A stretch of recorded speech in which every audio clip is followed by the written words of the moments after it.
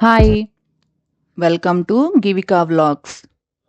ఈరోజు మీ ముందు చాలా టేస్టీగా ఉండే టమాటో పచ్చడి రెసిపీ తీసుకొచ్చాము. ఈ టమాటో పచ్చడికి మనము ముగ్గిన టమాటోస్ తీసుకోవాలి. టమాటోస్ బాగా జ్యూసీగా ఉండాలి. అలా అయితే టేస్ట్ చాలా బాగొస్తుంది. వేడి వేడి అన్నంలో పచ్చడి వేసుకొని నెయ్యి వేసుకొని తింటే టేస్ట్ చాలా బాగుంటుంది, సూపర్గా ఉంటుంది. టిఫిన్స్లో కూడా చాలా బాగుంటుంది ఈ పచ్చడి. సో ఇప్పుడు రెసిపీలోకి వెళ్దాము. టమాటాస్ అన్నిటినీ వాటర్లో 5 minutes నానబెట్టుకుందాము. నానబెట్టుకున్నాక బాగా చేతితో రుద్ది వాష్ చేసుకొని పక్కన పెట్టుకుందాం. ఇప్పుడు ఈ రెసిపీకి కావాల్సిన ఇంగ్రీడియంట్స్ అన్నీ చూద్దాము. సో మెయిన్గా టొమాటోస్, ఇది ఒక 250 grams టొమాటోస్, చిన్న అల్లం ముక్క, 2 పచ్చిమిర్చి, ఒక 15 వెల్లుల్లి, 1/2 tablespoon ధనియాలు, 1 tablespoon పల్లీలు, 1/2 tablespoon శనగపప్పు, 1/2 tablespoon జీలకర్ర, 1/2 tablespoon మినపగుళ్ళు, 1 tablespoon తెల్ల నువ్వులు. ఇప్పుడు ఈ టొమాటోస్ అన్నీ మనము కట్ చేసుకోవాలి. ఇలా వీడియోలో చూపిస్తున్నట్టు టొమాటోస్ పై పార్ట్ కట్ చేసి సపరేట్ చేసుకోవాలి. ఇలా టొమాటోస్ని 4 partsగా కట్ చేసుకోవాలి. ఇవన్నీ నేను తీసుకున్నవి చిన్న టొమాటోస్. సో 4 parts సరిపోతుంది.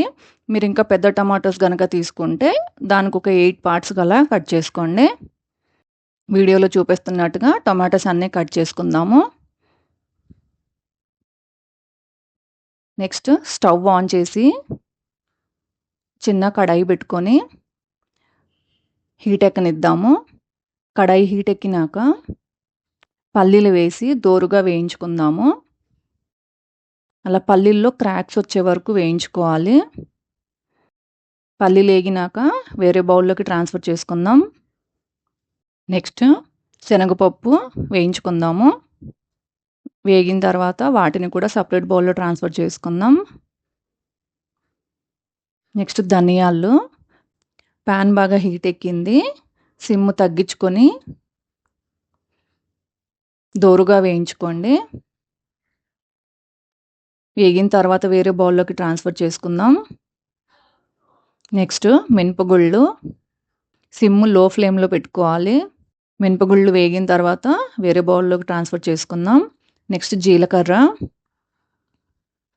వేగిన తర్వాత వేరే బౌల్లోకి దీన్ని కూడా ట్రాన్స్ఫర్ చేసుకొని లాస్ట్లో నువ్వులు వేసుకుందాము. నువ్వులు చిటపటలాడంగానే వేరే బౌల్లోకి ట్రాన్స్ఫర్ చేసుకుందాం. నెక్స్ట్ అదే ప్యాన్లో ఒక 2 to 3 tablespoons ఆయిల్ వేసి హీట్ ఎక్కనిద్దాము. ఆయిల్ హీట్ ఎక్కాక కొద్దిగా అల్లం అందులో వేసి అల్లంని కూడా వేయించుకుందాము. తర్వాత 2 పచ్చిమిర్చిలు వేసి బాగా వేయించుకుందాము. 2 బాగా వేగిన తర్వాత వీటిని కూడా వేరే బౌల్లోకి ట్రాన్స్ఫర్ చేసుకుందాం. ఇప్పుడు అదే ఆయిల్లో కట్ చేసి పెట్టుకున్న టమాటా ముక్కలన్నీ వేసుకుందాము. అన్నీ బాగా కలుపుకొని మీడియం ఫ్లేమ్లో పెట్టి మూత పెట్టి ఉడకనిద్దాము. 1 minute తర్వాత మూత తీసి ఒకసారి బాగా కలుపుకోవాలి. ఇప్పుడు ఒక 1/2 tablespoon పసుపు, ఒక 1/2 tablespoon సాల్ట్ లేదా రుచికి తగ్గట్టు సాల్ట్ వేసుకోవాలి. అన్నీ బాగా కలుపుకొని మూత పెట్టి ఉడకనిద్దాము. 5 minutes తర్వాత మూత తీసి ఒకసారి చెక్ చేసుకుందాం. చూడండి, టమాటాలు బాగా ఉడుకుతున్నాయి. మొత్తం జ్యూస్ అంతా బయటికి వచ్చింది.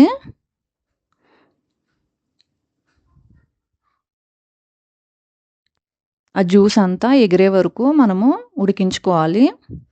ఫ్లేమ్ మీడియం ఫ్లేమే పెట్టాలి. మళ్ళీ మూత పెట్టి ఇంకో 5 minutes ఉడకనిద్దాము. మూత తీసి ఇంకోసారి చెక్ చేసుకుందాము. ఇంకొంచెం వాటర్ ఉంది, జ్యూస్ అది ఇంకొంచెం ఎగరాలి. మళ్ళీ మూత పెట్టి లాస్ట్ ఇంకొక 2 minutes ఉడికిద్దాము. 2 minutes తర్వాత మూత తీసి ఇప్పుడు చూడండి, అందులో జ్యూస్ ఏమీ లేదు, లైట్గా కొంచెం ఉంది. అది చల్లారాక కొంచెం గట్టిగా అయిపోతుంది, ఎక్కువ అయితే లేదు. ఒకసారి గరిటెతో అంతా మ్యాష్ చేసుకోవాలి. గ్యాస్ ఆఫ్ చేసి పక్కన పెట్టేద్దాము, చల్లారాలి. నెక్స్ట్ మిక్సీ జార్ తీసుకొని అందులో వేయించుకున్న అల్లము, పచ్చిమిర్చి, వెల్లుల్లి, వేయించుకొని పక్కన పెట్టుకున్న ధనియాలు, పల్లీలు, శనగపప్పు, మినపగుళ్ళు, తెల్ల నువ్వులు, జీలకర్ర అవన్నీ వేసి గ్రైండ్ చేసుకోవాలి. కోర్స్ మోడ్లో పెట్టుకొని గ్రైండ్ చేయాలి. కోర్స్ మోడ్ లేకపోతే పల్స్ మోడ్లో లేదంటే ఆన్ ఆఫ్ చేసుకుంటూ అలా గ్రైండ్ చేసుకోవాలి. ఆ తర్వాత ఇందులోకి టమాటా ముక్కలు వేద్దాము. మూత పెట్టి మళ్ళీ గ్రైండ్ చేసుకుందాము. కంటిన్యూగా గ్రైండ్ చేయొద్దు. కోర్స్ మోడ్లో కానీ పల్స్ ఇచ్చుకోవాలి. ఆన్ ఆఫ్ చేసుకుంటూ గ్రైండ్ చేసుకోవాలి. చూడండి ఇలా ఉండాలి. మీరు కంటిన్యూగా రన్ చేసుకుంటే అంత వాటర్గా అయిపోతుంది అది. అలా వాటర్గా ఉండకూడదు.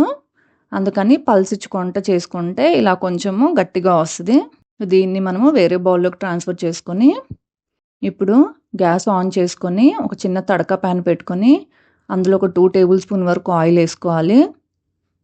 తాలింపుకి 1/2 టేబుల్ స్పూన్ జీలకర్ర, 1/2 టేబుల్ స్పూన్ ఆవాలు, 1/2 టేబుల్ స్పూన్ శనగపప్పు వేసి కొద్దిగా కరివేపాకు వేసి తాలింపు పెట్టుకుందాము. ఇప్పుడు తాలింపు ఇందులో వేసి కలుపుకుందాము. ఈ స్టేజ్లో ఒకసారి సాల్ట్ చెక్ చేసుకొని అడ్జస్ట్ చేసుకోవాలి.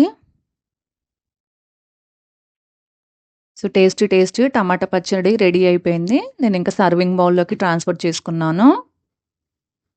ఈ టమాటా పచ్చడి రైస్తో లేదంటే టిఫిన్స్తో కానీ దీని కాంబినేషన్ చాలా బాగుంటుంది. ఈ రెసిపీని మీరు కూడా ట్రై చేయండి. టేస్ట్ ఎలా వచ్చిందో కామెంట్ చేసి చెప్పండి. మా ఛానల్ని సపోర్ట్ చేయడానికి ప్లీజ్ లైక్ చేయండి అండ్ సబ్స్క్రైబ్ చేయండి. Thank you.